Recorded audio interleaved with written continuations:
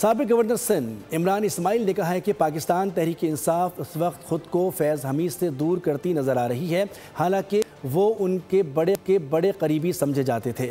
Programme بول reports with بطول Rajput میں ان کا کہنا تھا کہ پی ٹی آئی رہنماؤں کو خدشہ ہے کہ فیض حمید کے بیان کو رہائی کے خلاف بطور شہادت استعمال کیا جا سکتا ہے۔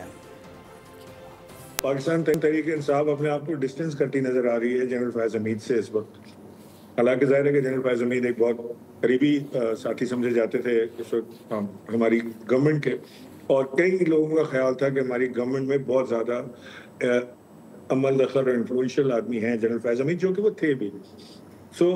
اور وہ جو ون پیج عمران خان کہا کرتے تھے تو وہ نام لے کر کہتے تھے کہ جنرل فیض حمید اور جنرل باجوہ جو ہیں وہ بڑے زبردست جنرلز ہیں اور وہ پیٹریوٹک جنرلز ہیں، وہ چاہتے ہیں کہ جمہوریت پاکستان میں چلے اور ان کے ساتھ ساتھ رہیں۔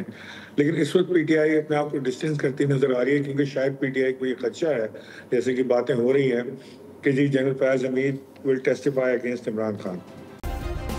سبسکرائب کریں اور بیل دبائیں تاکہ کوئی خبر رہ نہ جائے۔